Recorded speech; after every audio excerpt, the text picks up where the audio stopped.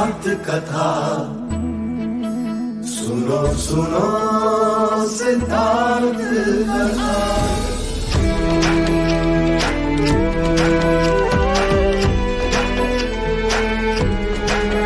संसार में दुख का कारण क्या, संताप शोक का निवारण क्या। संसार में दुख का कारण क्या, संताप शोक का निवारण क्या। इस खोज में सब कुछ त्याग दिया, हर वैभव से वैराग लिया। वो सृष्टि से संयुक्त हुए, सिद्धार्थ से गौतम बुद्ध हुए।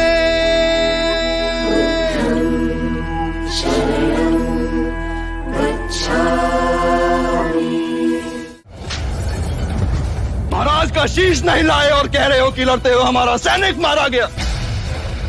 और दूसरा बुद्ध का भिक्षुक बनने के लिए उनके सामने आत्मसमर्पण कर रहा है।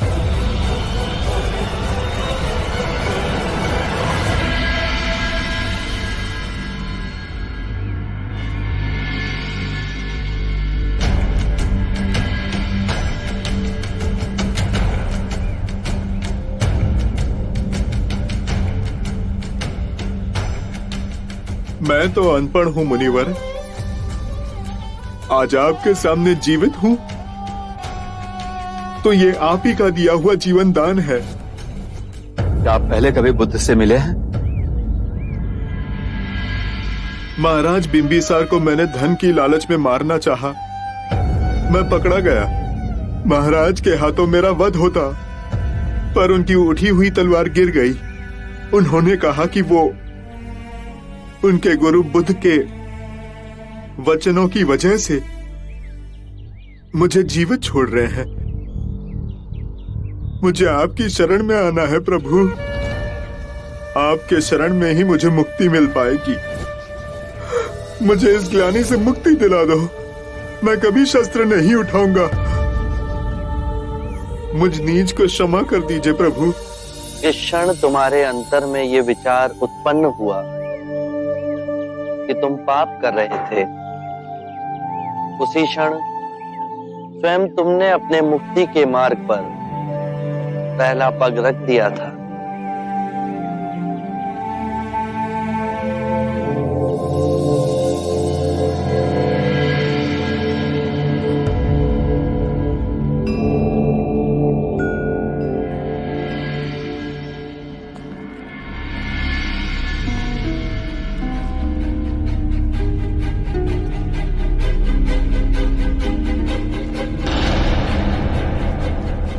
आपने मुझे बुलाया।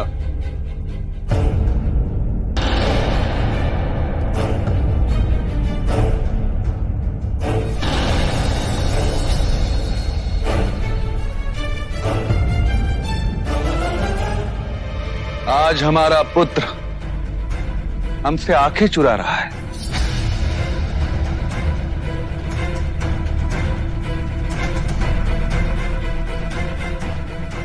इस घिनौने षड्यंत्र के पीछे तुम हो, ये कहने में भी मुझे लज्जा आ रही है। मेरे पश्चात मगध का सिंहासन तुम्हारा ही तो है, फिर इतने अधीर क्यों? मैं स्वयं तुम्हें मगध का राजा घोषित करता। आपका क्या भरोसा, कल मेरे विरुद्ध किसी और को खड़ा कर दिया तो? मैं तुम्हारे विरुद्ध किसे खड़ा करता? अपने उस पुत्र को जो आपको उस गणिका आम्रपाली से अजात शत्रु। मेरे मुंह से उसका नाम सुन तिलमिलाहट होने लगी, परंतु मेरी तिलमिलाहट का क्या? वो आम्रपाली कम थी जो अब ये बुद्ध भी आपके जीवन में आ गया। आपने उसको पदांत देने के लिए अपने निष्ठावान ब्राह्मणों को उपेक्षित किया। अन्याय आपके स्वभाव नहीं है पुत्र, समय रहते संभल जाओ, अन्यथा इसे गहरी खाई में गिरोगे से निकलना असंभव हो जाएगा। जो तुम्हारी भलाई सोचते हैं उनमें तुम केवल बुराई देखते हो, पर ये बुराई तुम्हारे अपने मन का खेल है। उपदेश देना शुरू, पड़ गया ना उस बुद्ध की संगति का आप पर प्रभाव। लेकिन मैं आपके उस बुद्ध की तरह नहीं हूं कि मैं अपने राज्य की सुरक्षा किसी और के हाथ में सौंपकर सन्यासी बन जाऊं। मैं अजात शत्रु अपने क्षत्रिय धर्म का पालन करूंगा। मैं मगध की सुरक्षा का भार उठाऊंगा। मेरे राज्य में मगध का ध्वज पूरे जम्बू द्वीप में फहराया जाएगा। मगध की प्रजा पूर्ण रूप से सुरक्षित है। पूरे जम्बू द्वीप ने हमारे राष्ट्र का लोहा माना है, तो फिर व्यर्थ में रक्तपात क्यों? आप क्षत्रिय हैं, रक्तपात से कब से डरने लगे? तो ये भी उस पाखंडी बुद्ध की शिक्षा तो नहीं? अजात शत्रु, तुमसे बात करना भी व्यर्थ है।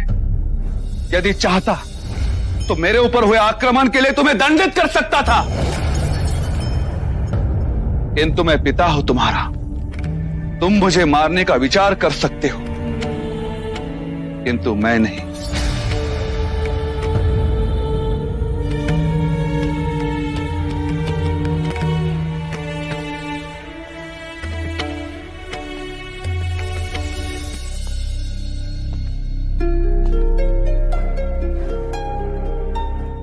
एक पिता के लिए इससे अधिक पीड़ा की बात क्या होगी कि उसका अपना रक्त उसका शत्रु है। मेरी आयु अब वानप्रस्थ की ओर जाने की हो चुकी है। मैं स्वयं इस राजपाट को छोड़ना चाहता हूं, पर मुझे लगता है कि अगले 10 वर्ष मुझे उस दिन की प्रतीक्षा करनी होगी।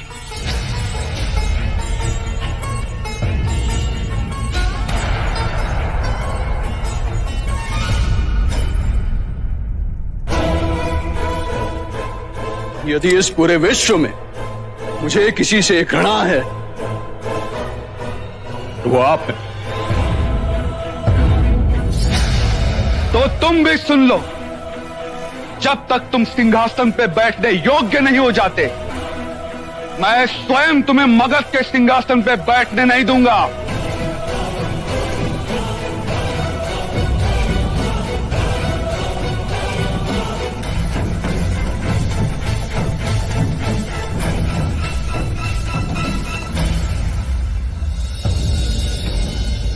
अपने पिता के छाती पे पांव रखकर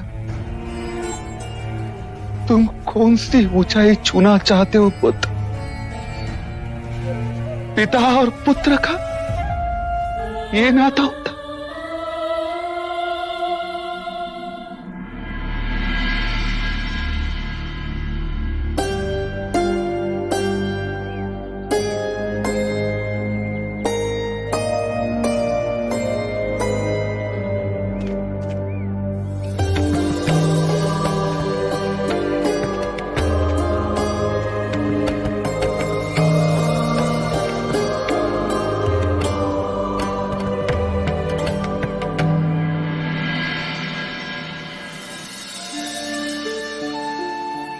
आप दोनों कपिलवस्तु की ओर प्रस्थान करें और समाचार दें कि मैं अपने भिक्षुओं के साथ आ रहा हूं।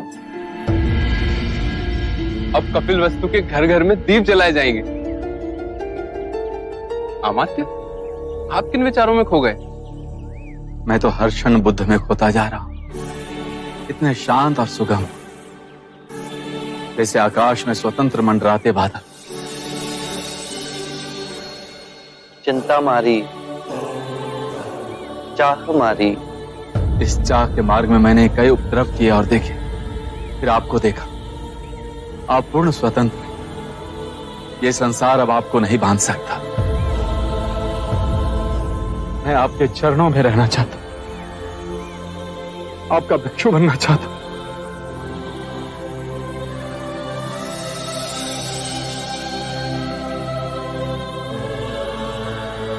आप मुझे कपिलवस्तु में दीक्षा दीजिएगा। आपका भिक्षु बना तो मेरा जीवन सफल हो जाएगा। चन्ना, तुम भिक्षु ना बनोगे? मैं भिक्षु कैसे बन सकता हूं? मैं तो सारथी पुत्र हूं। नहीं चन्ना, मेरे परम सत्य के मार्ग में ना वर्ण भेद है, ना जाति भेद। इन सभी भेदों को इसी जगत ने बनाया है। इन भेदों का परम ज्ञान से कोई नाता नहीं। तो क्या मैं भी? परंतु मैं चाहकर भी भिक्षु न बन सकूंगा। क्यों? बिना देवी यशोधरा की आज्ञा के मैं ये भिक्षु व्रत ना ले सकूंगा। जब मैं आपको वन छोड़कर कपिलवस्तु वापस लौटा तो मैं बहुत दुखी था। देवी यशोधरा ने अपनी पीड़ा को भुलाकर मेरे दुख को संभाला, मुझे दिन रात सांत्वना दी। वो महाराज और महादेवी की बैसाखी बनी, राहुल को माँ और पिता का प्रेम दिया। मैं ऐसी कठिन परिस्थिति में उन्हें छोड़कर कदापि नहीं। मेरी इस परम सत्य की खोज में तुम सबका महान त्याग है। यशोधरा का मैं ऋणी हूं।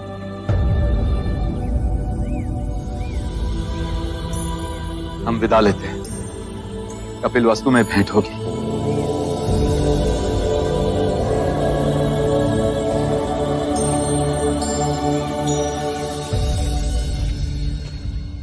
व्यक्ति भिक्षुक बनते हैं। कभी तुमने अंतर्मन के भिक्षु को देखा है? वो देखो, वो जा रहा परम भिक्षु।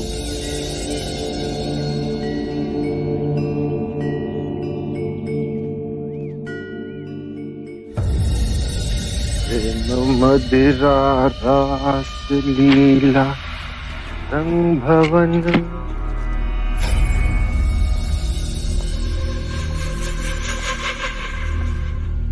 ये क्या पागलपन है यशो? सिद्धार्थ के सन्यासी बनने की सूचना मैंने तुम्हें दी थी और तुम उसी का अनुसरण करने लगी। मैं कृपा मानती हूं तुम्हारी, जो तुमने मुझसे उनके बारे में सत्य कहा। जो रहा सहा मोह था मेरे सौंदर्य को लेकर, अब वो भी समाप्त हो गया।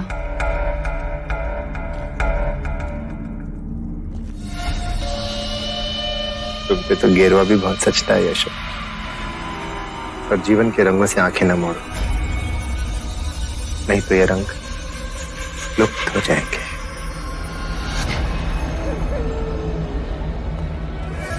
तुम्हारे भाग्य में महादेवी बनना लिखा है यशो।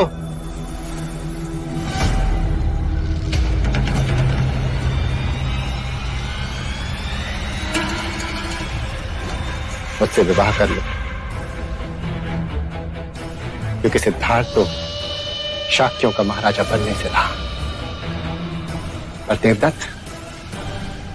देवदत्त अवश्य बनेगा।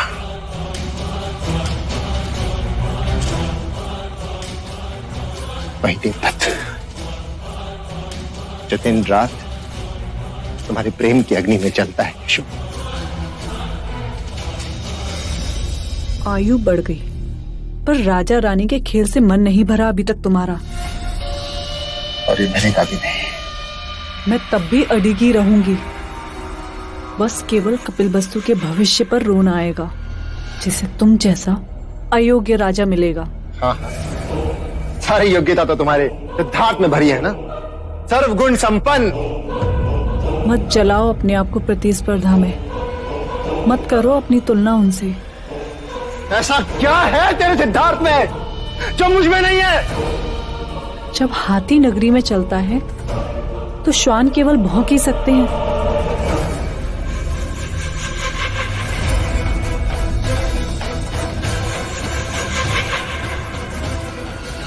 हाथी?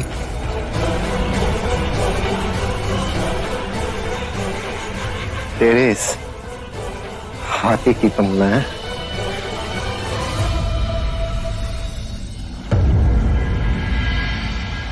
सुनो सुनो सुनो सुनो सुनो सभी सुनो सुनो, अमात्य और चन्ना आ गए। अमात्य और चन्ना आ गए। क्या समाचार लाए हो? कुछ तो बताओ, कैसे हो? अरे रुको रुको रुको, अरे रुको, क्या सांसें नहीं लेने दोगे?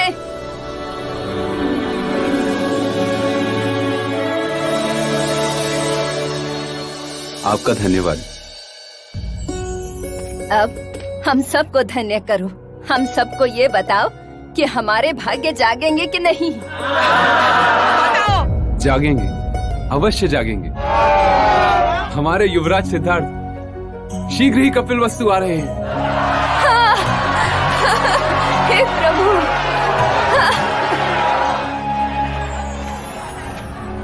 कपिल वस्तु की प्रजा में इतना उत्साह क्यों? परंतु कारण क्या है इस हर्षोल्लास का? दादा महाराज, दादा महाराज, मैंने देखा चंदा काका के साथ सारी भीड़ राजमहल के द्वार की ओर आ रही है।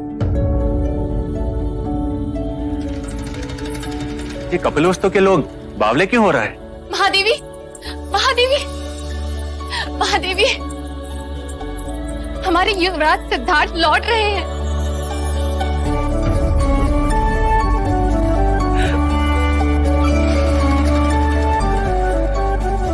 महाराज, अमात्य, हमें बता दो कि जो हम सोच रहे हैं वो सत्य है। हम आपको निराश नहीं करेंगे महाराज। युवराज सिद्धार्थ कपिल वस्तु आ रहे हैं। पूरे महल को सजाओ, सिद्धार्थ के कक्ष को नए रंग से पुतवाओ, नए कलाकार बुलवाओ, उसके कक्ष में नए चित्र बनाओ। क्षमा महाराज, युवराज सिद्धार्थ नहीं, शाक्य मुनि बुद्ध लौट रहे हैं। वो राजमहल में नहीं रहेंगे। सिद्धार्थ अपने घर में नहीं रहेगा। सोने चांदी की जहां चमक हो, छल कपट का जहां निरंतर कारोबार हो, जहां हिंसक प्रवृत्ति बलवान हो, वहां बुद्ध का स्थान नहीं।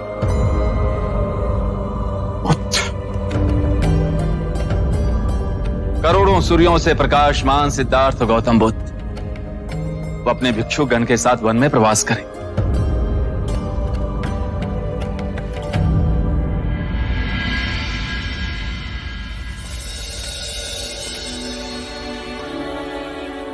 भाई महाराज, क्षण की प्रतीक्षा हम सबने की, इसे यूं व्यथा में न गंवाएं।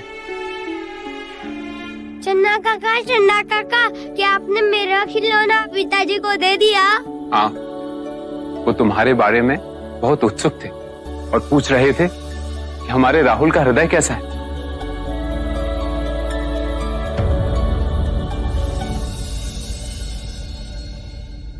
अनुज,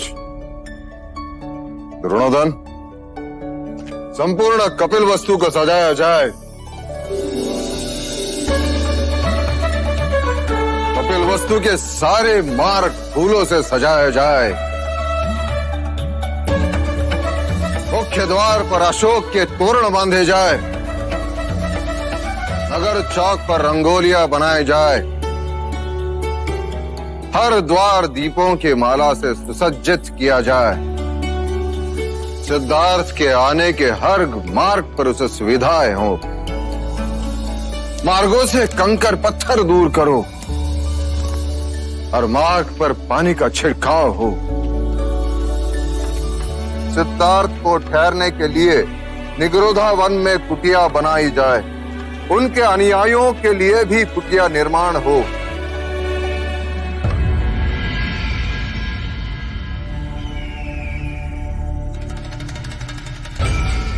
आम नागरिक सिद्धार्थ के आने पे कैसे प्रसन्न है? बड़े बुरे संकेत हैं। 7 वर्षों के पश्चात भी सिद्धार्थ इन लोगों के हृदय में वैसे का वैसा बसा हुआ है।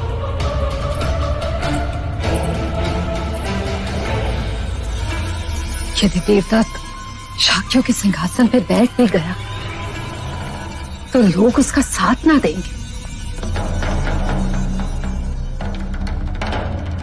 कि आप लोग हर समय मुंह लटकाए क्यों बैठे रहते हैं? हम इसलिए ऐसे बैठे हैं क्योंकि अपने दुर्दिन के आने की आहट सुन रहे हैं। सिद्धार्थ अपने अनुयायियों के संग आज रात्रि निगरोध वन में पहुंचने वाला है। कल प्रातः ही वो कपिलवस्तु में प्रवेश करेगा। परंतु आर्य, सिद्धार्थ जैसे आएगा वैसे चला भी जाएगा।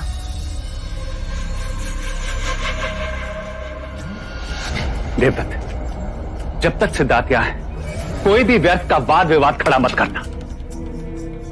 कोई कांड या उपद्रव भी मत करना। जो निश्चय मैंने किया है मैं उस पर अडिग रहूंगा। अब कौन सी मूर्खता का निश्चय किया तुमने? सिद्धार्थ कपिलवस्तु अवश्य जीवित आया है, किंतु जीवित लौटेगा नहीं। सिद्धार्थ मरेगा, मरेगा सिद्धार्थ, और उसके साथ मरेगी महाराज शुद्धोधन की आशा और यशोधरा का विश्वास। और उसके बाद फिर महाराज शुद्धोधन मुझे शाक्यों के सिंहासन पर बैठाएंगे। परंतु देवदत्त, और यशोधरा मुझे अपना वर चुनेगी। यशोधरा मुझे अपना वर चुनेगी।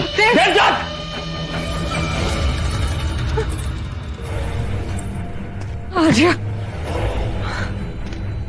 जब तक शाक्यों के सिंहासन पे बैठने के लिए छल कपट की बात थी तब तक सब कुछ सही था।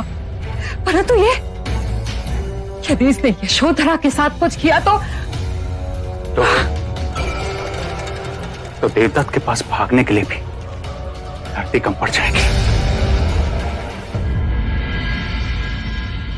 अरे सुनो सुनो सुनो सुनो सुनो सुनो, सब गांव वालों सुनो सुनो। शाक्य मुनि बुद्ध अपने गांव में पधार रहे हैं।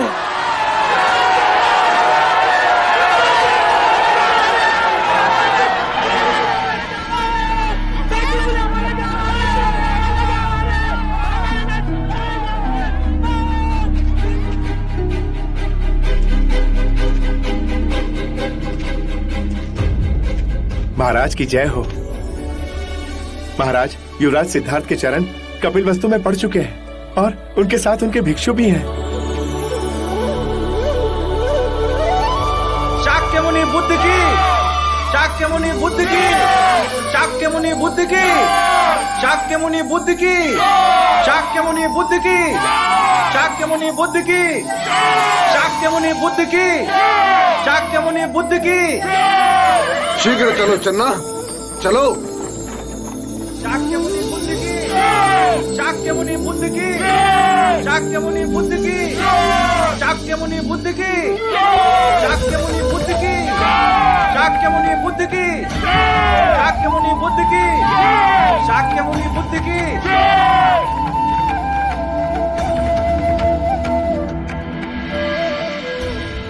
या भगवती भिक्षाम देहि।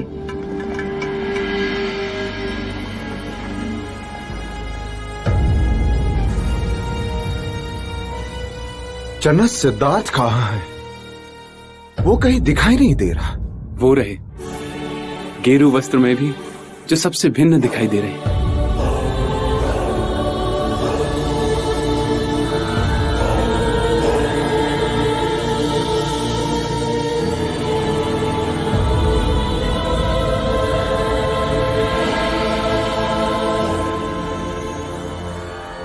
धन्य भाग इस बुढ़िया के, जो आप शाक्य मुनि बुद्ध इस गरीब के झोपड़े पधारे, परंतु आपको देने के लिए इसके सिवा और कुछ ना है।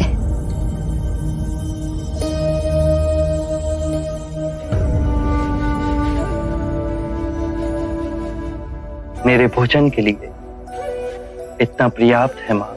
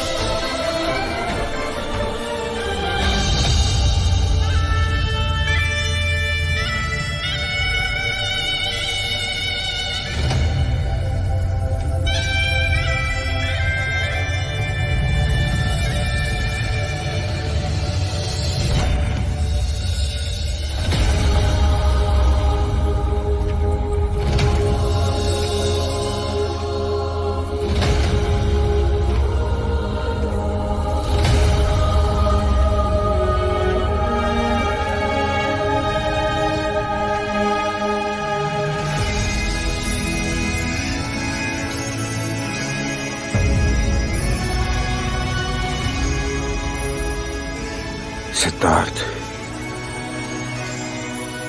मेरे पुत्र,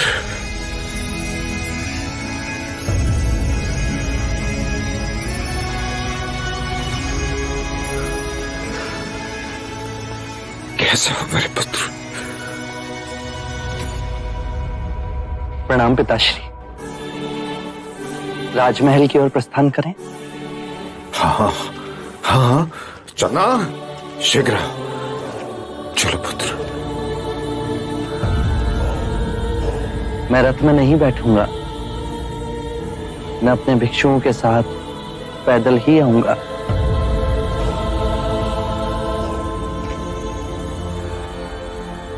आओ पुत्र। कपिलवस्तु आने के पश्चात हमें लगा कि तुम सर्वप्रथम महल में आओगे, हमसे मिलोगे। तुम्हारी मां ने उत्साह में न जाने कितने व्यंजन बनाए तुम्हारे लिए।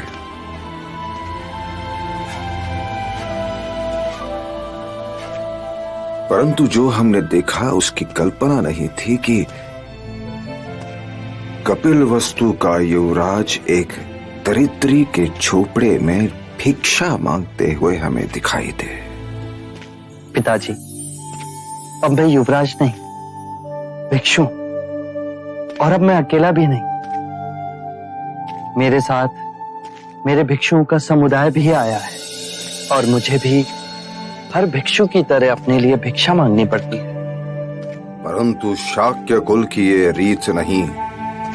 शाक्य कुल की रीत ना हो, पर यह भिक्षुओं की रीत सदैव ही रही है। भिक्षा मांगना एक आध्यात्मिक अभ्यास है जो हमारे समुदाय को नम्रता और संभाव देता है। भिक्षु धनी और निर्धन के पक्षपात से ऊपर है। मेरे मार्ग में सभी समान है, चाहे वो दीन हो या धनी, क्योंकि उन सभी में परम सत्य का द्वार खोलने का सामर्थ्य है, जिससे उनका ज्ञानोदय हो, उन्हें मुक्ति मिले। भिक्षा मांगने से हमारी गरिमा नहीं घटती, अपितु जो भिक्षा देता है उसका सामर्थ्य और मनोबल बढ़ता है। ये उसके लिए एक स्मरण साधन मात्र है कि केवल मुझ में नहीं, अपितु हर मनुष्य में वो गरिमा विद्यमान है। परंतु लोग तो उसे भिक्षा ही मानते हैं पुत्र। दोनों में बड़ा अंतर है। जो भीख मांगते हैं वो कार्य से जी चुराते हैं। अर्थात तुम भिक्षु लोग समग्र शक्ति इकट्ठा कर जन जन के लिए मोक्ष का मार्ग खोल रहे हो। जी पिताजी, भिक्षा मांगने से अहंकार का जो भाव हमारे अंतर में गांठ बांधे बैठा है वो टूट जाता है। भिक्षा देना भी उनके लिए उनके बुरे कृत्यों को समाप्त करने का एक मार्ग है। भले इसने तेरे क्षत्रिय कुल में जन्म लिया हो, पर रूप सन्यासी का लेकर आया है। बालक के शरीर पर महापुरुष गौतम की तरह 32 लक्षण है। पिताश्री, मैं इस क्षण आपके समक्ष खड़ा हूं। आप बीती बातों में कहां खो गए? असित मुनि के भविष्यवाणी का स्मरण हो गया। काल चक्र को भेद असित मुनि ने जो भविष्यवाणी देखी वो देखने में मैं असमर्थ था, या मैं जानबूझ के देखना नहीं चाहता था। परंतु यह अद्भुत घटना होकर ही रही। तुम सिद्धार्थ से पुत्र बन गए।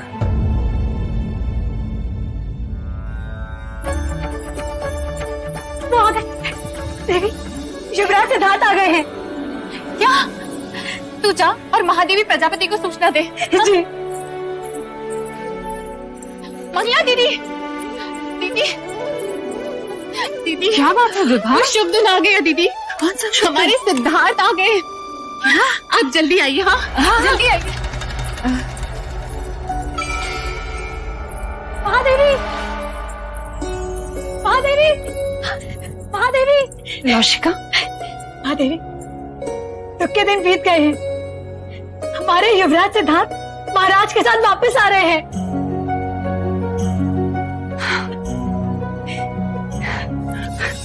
विभा, विभा, सुना तूने? सिद्धार्थ वापस आ रहा है। विभा, ये आरती की थाल अच्छे से सजा। अच्छा सुन, इसमें लाल फूल जरूर डालना। हाँ देवी। अरे आप तुम दोनों अब तक यहीं खड़े हो, जाओ जाके सुसज्जित हो। मेरा सिद्धार्थ आ रहा है। दीदी, हम तो प्रातः से ही सज धज के बैठे हैं, पर आप हमें कहाँ देख रही हैं? आपकी आंखें तो अपने पुत्र को देखने के लिए उतावली हो रही हैं। हाँ विभा। यशो, यशो कहाँ है? यशो कहाँ है तू? यशो, यशो तेरा तब सार्थक हुआ। सूचना मिली है कि सिद्धार्थ अपने पिता के साथ महल की ओर आ रहा।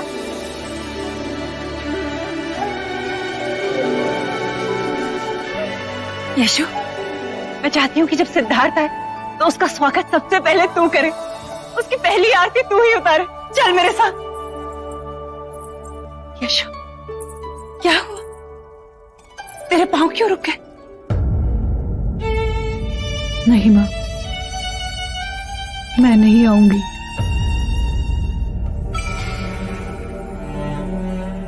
यदि वो पूछें तो उनसे कहिएगा कि वो मुझसे मिलने यहाँ आए। यशोधरा, इतना अभिमान? ये अच्छी बात नहीं है। कोई और बात है क्या तेरे मन में?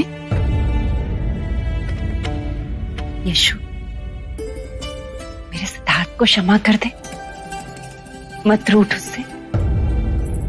महादेवी, जल्दी कीजिए, युवराज सिद्धार्थ महल के द्वार की ओर पहुंचने ही वाले हैं। यदि आप यहीं खड़ी रही और उन्होंने आपको अपने सामने ना पाए तो? चलिए चलिए दीदी, यदि यशोधरा की यही इच्छा है तो सिद्धार्थ उससे यहीं आके मिल लेगा। महादेवी, जल्दी कीजिए। यदि हम यहीं पे खड़े रह गए तो पता चला कि सिद्धार्थ स्वयं यहीं पर आ गया।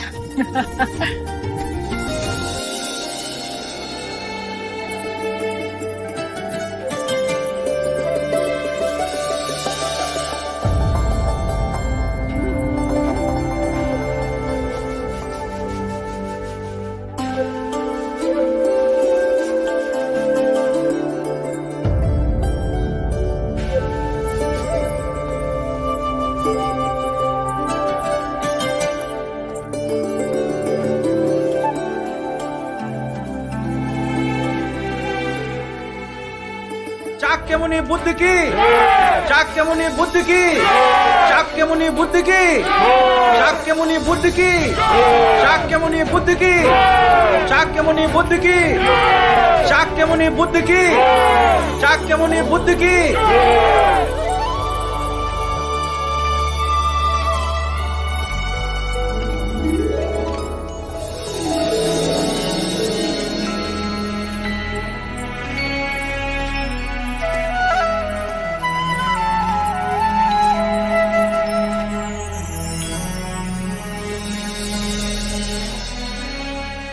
तुम्हारे माँ के आनंद की सीमा देखो, नंगे पैर दौड़ आई।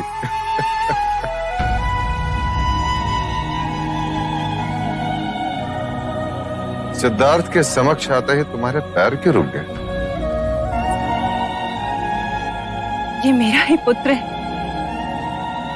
हाँ प्रजापति, पूर्णमासी के चंद्रमा की तरह धरती और गगन को चमकाने वाला यही तुम्हारा पुत्र है।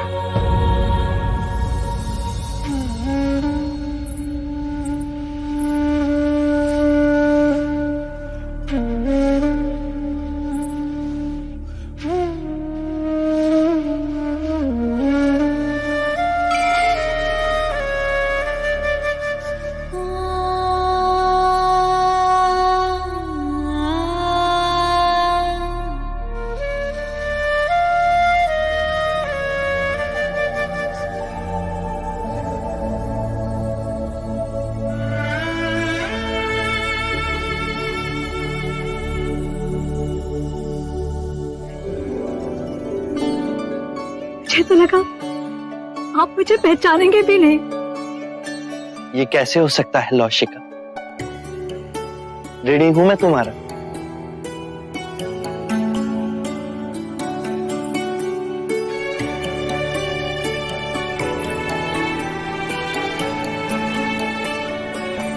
महादेवी, युवराज को काला टीका लगा दे, कहीं इन्हें आप ही की दृष्टि ना लग जाए।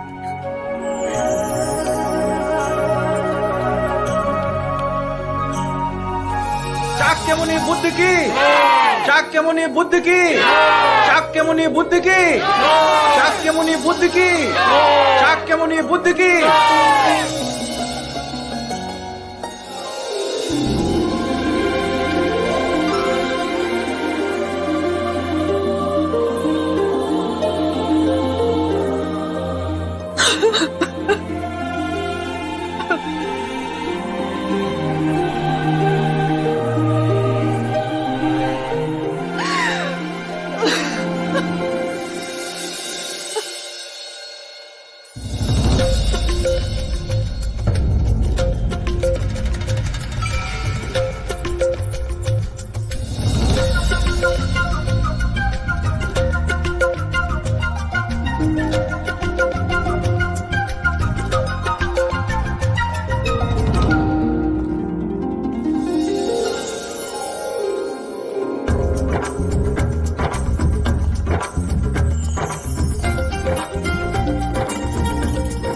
क्या मैं आपको पिता बुला सकता हूँ?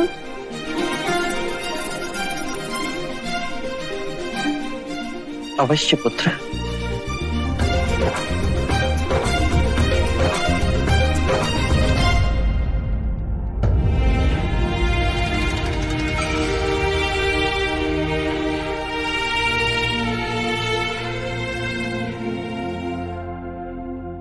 आप मुझे भूल तो नहीं गए? मैं अपने पुत्र राहुल को कैसे भूल जाता?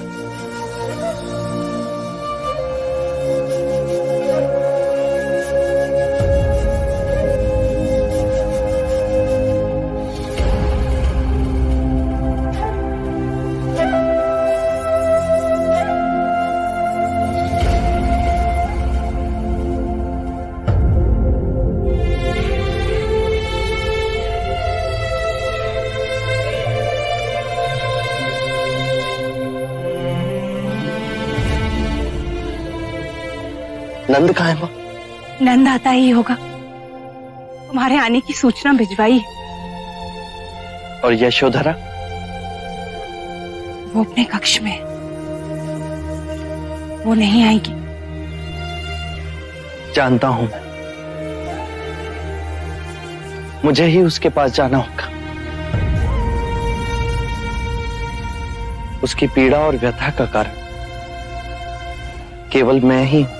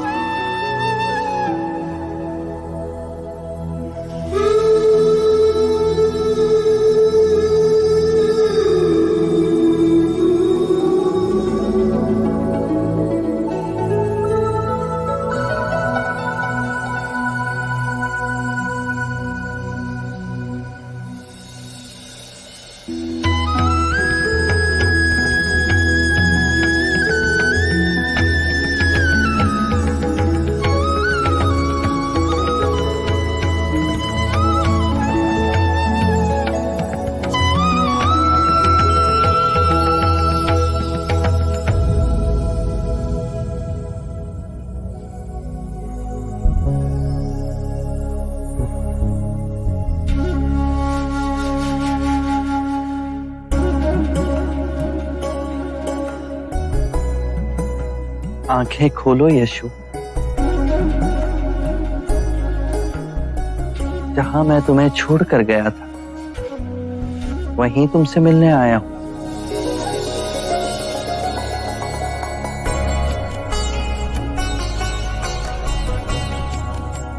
तुम्हें दिया हुआ वचन पूर्ण करने आया।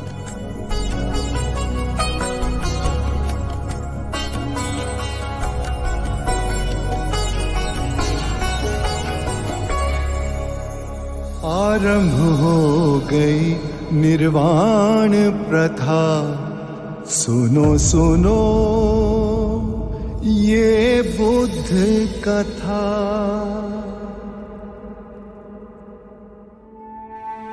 जिस क्षण तुम्हारे अंतर में ये भाव उत्पन्न हुआ कि तुम पाप कर रहे थे, उसी क्षण तुमने स्वयं अपनी मुक्ति के मार्ग पर पहला पग धर दिया है।